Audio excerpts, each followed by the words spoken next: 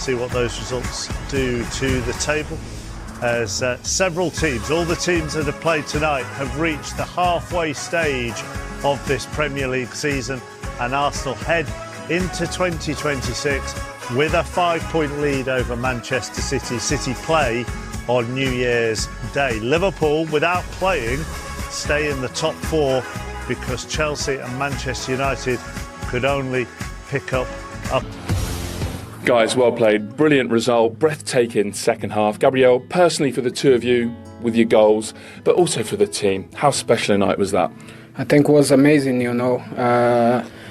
it's always hard to play against them, They have brilliant players. They come here all the time and they hurt us, And then obviously it was clean that at the beginning of the game they tried to delay the game. Everyone could see that, but, the mentality of this team is something that really, really grow. And then each game is growing even more. So I think we won today because of the mentality. And did we see tonight how much you've missed this guy? For sure. I said after the last game straight away when they asked me about him, at the moment he stepped on the pitch, you could see the difference of, our backline, the way we defend. This guy loves to defend the same way I love to attack. And then obviously he loves to score goals as well. So your teammates have missed you. How much have you missed being able to help them out on the pitch? First I want to say thanks God, because it was a bit difficult days for me. And I always want to help the team, but now I'm so happy to be back. And yeah, I think today was a brilliant day for everyone, how we work together. And yeah, I think we need to keep going. And yeah, we are so happy. How important was your goal? Well, to you, but also to the team, because the first half was difficult, wasn't it? Really sort of complicated for Arsenal. Yes, like Gabi said, it's very difficult to play against them. They want to delay the game, but we know we play at home, and the second half we just pushing, and yeah, we scored the first goal, and after the team was unbelievable. And how special was your goal to you? You started the year with a goal. You'll remember on New Year's Day against Brentford. You end the year with a goal, but we all know in between times it's been very, very difficult for you. It's very clean that why I'm wearing this T-shirt, because Jesus obviously saved my life from the beginning when I was born, but I didn't know that. And then obviously through the tough moment in my life, I realized that we are nothing without Jesus. So I want to glorify his name because he make a huge difference in this tough moment. So now in the shines moment, I want to glorify his name because, to start the year, the way I was playing, confidence back, and then for some reason, the Lord stopped me, and then I could learn a lot of things, what I can do better as a person, and then and as a human being. So yeah, I think it's amazing how Jesus work on our lives. Sometimes you just keep doubting yourself, but you never know what's gonna happen, what Jesus prepare for you. So I just say keep going, trust in the process, and trust in Jesus. Score sheet tonight, when you consider that Aston Villa arrived at the Emirates Stadium, the form team in the Premier League, having won 8 in a row in the league, 11 in a row in all competitions. Did you expect a scoreline like that? No, I didn't expect that. Not the way Villa have been playing, especially in their second halves. But I do know what Arsenal are capable of, and the chances we even showed at the start of the game, the chances that are being created, especially by Saka, and they've not been taken. But today was different. I thought the captain Odegaard was fantastic. Obviously, Gabi Magalhaes coming back and being in that team is always going to make us stronger. Same with Saliba. When we played them, when we played Villa, we didn't have these two players, and it was like a basketball match. It played into Villa's hands. But today, the way we played, we felt like a lot more control. Especially like the guys were saying, Villa was slowing the game down, wasting time. That was getting people frustrated. But then you just play through that, and once the first goal came, you kind of felt like there could be more. Jimmy, before the game, you made very big points a couple of times about, this is Arsenal Football Club. They shouldn't just be winning games 1-0, as they had been labouring, the last couple of matches. Are you not entertained? I was entertained today. And that's how I have to be entertained, and that's how Arsenal has to play. And they deserved everything they got today, and they didn't help back after the 1-0. And that's what my argument was. They get in front, their nose is in front, and then they are scared to get a goal against. And instead of not thinking about it and just play for the second goal. And then when the second goal comes, play to make the 3-0. Punishing teams off. Don't feel sorry for teams. Punish them off.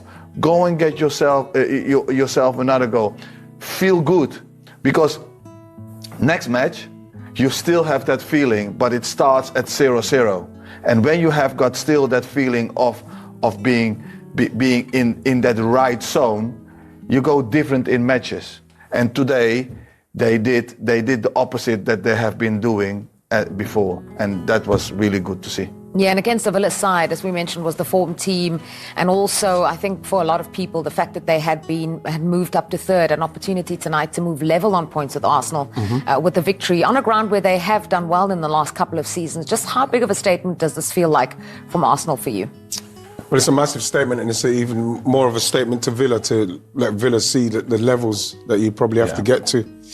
I think Villa will have learned a lot by that, because, like you asked me, I wasn't expecting to be 4-1, especially, like I say, the way Villa have been playing. But Arsenal, they are in a good frame of mind. You know what I mean? They haven't been scoring as many goals as they should have, but they have been making chances. And for so long as you're making chances, then, you know, it's up to people to take them. And if you take them, you are more comfortable in the game. Yeah. We've done that today, and that's why we look more comfortable. Hopefully, going forward, we can do the same, because I don't want to sit here thinking it's only going to be 1-0 and thinking, are they going to score? Like we've seen in previous games, are we going to give away a goal to like a Wolves or something? So I would love to see them play like this on a weekly basis, but it doesn't work like that, especially when you're going for the league. No, you're right. It doesn't always work like that, but it doesn't also always work 1-0 and go and defend. No. You know, today they 1-0 and they kept on going. They kept on pressing. They kept on playing in Aston Villa's half, and Aston Villa could not come out. And then opportunities come. And what they did really well, they punished them off. You know, Trossard, great goal. Odegaard, great pass for Subimendi, you know. And Jesus, when he came in, you know, very direct and took his goal really, really well. Yeah. And at that time, when Jesus scored, there were 6 people of Arsenal players around the box. And that is refreshing to see. Yeah. And that has not been in the past. What has been in the past is their set pieces, and that's how they opened the scoring once again. It was goalless at half-time, and then something just seemed to shift in the second half, and it happened pretty quickly into the second half. Just proof of how important Big Gabby is to this team. Absolutely, and the delivery. Obviously, I think goalkeeper's got to get a lot of criticism on this one from me. For the size of him, he's got a big player in front of him. The ball's in the air for a very long time. I'm thinking he should be punching this. He's trying to catch it over a very tall player, and he just drops it. He drops it on Gabby. You know, Gabby doesn't know. Gabby's not even looking for him. He's not feeling for him. That ball should have been punched. It's a big mistake from him, and I'm pleased he made it, really. The goalkeeper is going to feel, bad about this. He needs to do a lot better. He needs to be stronger. If he's coming there, he needs to go through players. But what Ian is saying, I agree. He needs to punch that ball away. Yeah, most goals via corners in the Premier League in a calendar year. Arsenal have 17 in 2025. They've also managed to make that list 3 times, all under Mikel Arteta.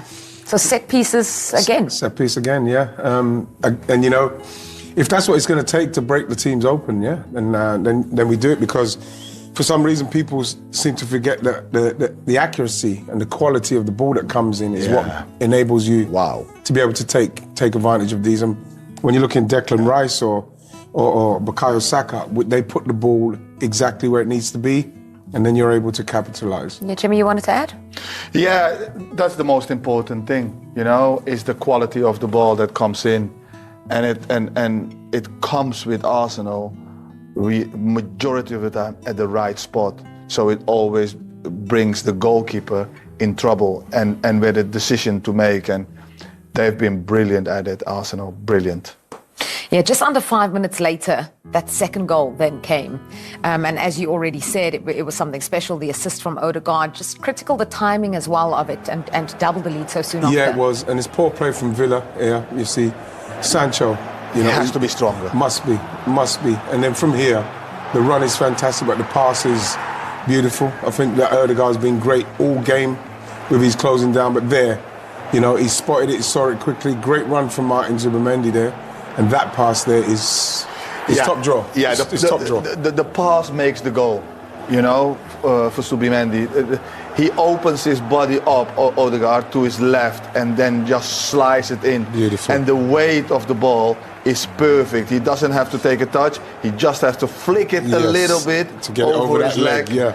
And it's a goal. It's a beautiful goal by two really good players. And those are two midfielders. Yeah. Those are your two. One is your sitting midfielder, and one is your number 8. And it's refreshing to see both are in the box. You know, so Pre-match, Ashley, about there being no Declan Rice, and Jamie talked about the strength of the bench. You know, they've got these players coming back now. Both of those two. Kai Havertz was on the bench as well. So it's as much about the players that are coming back for them now. Yeah, of course it is. And, you know, Gabriel there and Gabriel Jesus are massive players for them. Gabriel at the back, centre-half, we talked about leaders and, you know, how they go about. They've missed him massively since he's been out, and, you know, tonight he was colossal. You know, obviously getting the goal, but, you know, his all-round play was fantastic. He marshalled Ollie Watkins. Of course, Ollie scored, but, you know, he was fantastic when he was on the pitch. And, you know, Arsenal have got a fantastic squad, probably one of the best in the league. You know, we've alluded to that as well. So, you know, if they can keep these players fit now, going into, like you say, the January's, March, February times now, it's going to be vitally important when you come to that back end of the season. You know, we've seen it in previous seasons where they've fallen away. If they can get everybody fit, you know, they're going to be a team that everybody wants to beat. He's vital to them at both ends of the field, of course, isn't he? Gabriel is such a threat on set pieces. You wonder whether they'll miss Declan Rice more with his set piece delivery, but they still have players who can take them, but he gets on the end of them. He's always there. Yes, we can look at the goalkeeper, it's a mistake, but how often does Gabriel create mistakes from other people? People just feel nervous around him. You know, you think of Newcastle earlier in the season, Nick Pope coming for something, not getting there. I think he gets the touch. People nervous when he's in that box. He has an effect on people. Now, he's a big lad, but normally that's the effect that you'd see someone who's 6'4", 6'5", you know, Duncan Ferguson, if you like, in the past. But Gabriel, as I said, that's what I said early on the season. In both boxes, he's the most influential player in the Premier League. You look at the defensive record at Arsenal and what he does set piece-wise, and we know, and don't get criticised for it. Maybe there's a few jibes, if you like. It's not a foul. He just jumps. No. But listen, they rely a lot on set pieces, but it doesn't matter.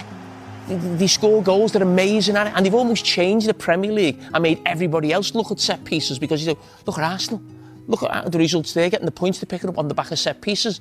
And it's made everybody else, as I said, look at set pieces, long throws now, because what Arsenal have been doing now for the last 2 or 3 years. He's got 17 goals from corners in the Premier League as Gabriel. We'll go on to the second goal, and Zubimendi, who got the second, Ashley? Yeah, of course, and, you know, I think Villa undo themselves, to be honest, but it's the way that Unai wants to play. You know, playing through the midfield, obviously Tielemans plays it into Jadon Sancho. They lose the ball, and, you know, Odegaard, we've seen it so many times, as soon as he's in that position, he's looking to find the pass, and Zubimendi makes the run, and I think the two centre-halves need to get in tighter there, but, you know, they didn't, and, you know, he gets on the end of the pass and scores the goal. Yeah, I think Ashley's right there. You can look at Aston Villa and say, OK, should they be playing through there? But that's how they play. They entice the opposition onto them. They show real courage playing through the middle. And you think of what we showed at half-time. Yeah. That was Aston Villa running through the middle of that mid. Sorted out at half-time, and it paid dividends at the start of the second half for Arsenal. And then Arsenal really put their foot down, didn't they, really? I mean, they could have settled for 2-0 and tried to set up shop. And this is where they kind of allowed their fans to enjoy the rest of the game, and they started to enjoy themselves as well. Yeah, they did. They got really on top here, and, you know, I say a mistake from Luca Digne, but, you know, it just comes off his knee, and, you know, Trossard there, he's got one foot on his head to get his head over the ball, take the shot, and, you know, it's a fantastic finish from the edge of the box. I mean, what a player he's been for. He was brought in as almost like a squad player a couple of years ago, but he's forced himself now into the team, and he's almost first choice on that left side, and he always pops up with goals. Fantastic addition from Brighton. If you think that he's kept Martinelli on the bench, Ezra's on the bench. Yeah. Very well taken goal. Yeah, Martin Odegaard scored his first goal at the Emirates since February in the last game. And then this assist as well. Is he kind of back to his best? I hope so, because there was a time there we really struggled without him. But like, what people don't realise is that his work rate, he's pressing from the front, and his assist, what he's capable of doing. Obviously, it's dropped off recently. You know, coming with injuries and form and getting back into the side and trying to. But if now's the time where he's coming into good form, when players are coming back, it's perfect time. It's coinciding perfectly because he does look very lively. He looks like he's ready to go. At that point then, it's 2-0 after that great goal, as you guys have just described now. 2-0 against Aston Villa, and especially this Aston Villa, not really ever comfortable. So they needed a third, and who else but Leandro Trossard, who's been stepping up with big goals in big games? Yeah, Trossard has been popping up with a lot of important moments, and this is a well taken goal. Beautiful. You know, beautiful. He knows exactly what he wants, exactly what he's going to do. He uses that player in front of him as a point of reference to go around him, and then the goalkeeper has got no chance whatsoever. You can see it here from the back. He uses Tielemans for points of reference just to curl it around him, and it's a brilliant goal. Yeah. Ian? Well, there's not really too much to add on that with Jimmy, to be honest. I'm quite pleased for someone like Leandro Trossard. He does so well for us. You know, there was talk about him leaving maybe at the start of the season in the summer with people who were coming, but I'm glad he stayed. You know, he's an excellent player, whether he starts or whether he comes off the bench. And he shows that in important games as well. Important moments. I thought that was an important goal because the way Arsenal have been playing Game recently, finish. it felt like that finished the game. Because if they scored their Villa, then you're starting to feel like, you know, something, oh no, is it going to happen again? So that finished it. And it was a beautiful finish, like Jimmy said, around the player. Goalie couldn't move. He's on the goalie's side as well. Yeah, it was a couple moments to wait, actually, because there were a couple of VAR checks. And so nervy moments, but eventually it was given. Yeah, it was given because it wasn't offside. You know, goals, especially Arsenal's goals. But like they couldn't disallow this goal because like it was onside. But like again, should take away nothing from the finish.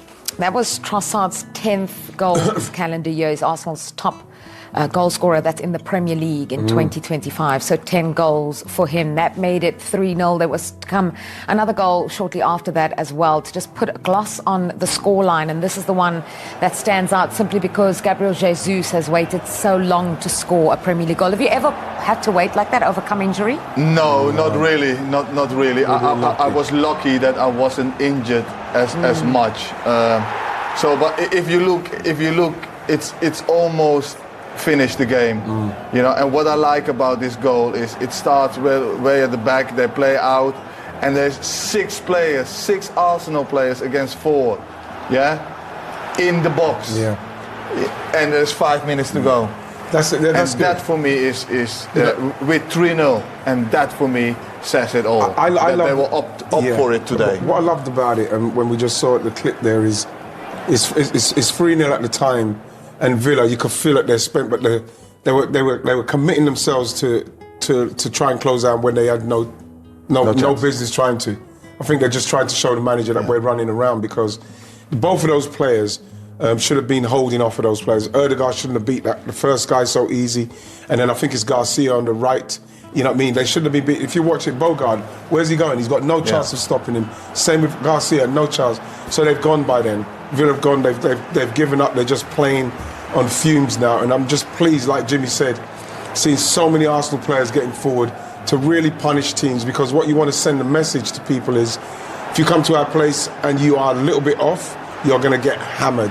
That's the message you want to be sending to teams. And this is why at the start Jimmy was saying this is Arsenal, this is what you got to do. And to a certain extent, of course he is right. Sometimes you might have to do it 1-0, but if you get the opportunity to do this, then you do it. You be very ruthless.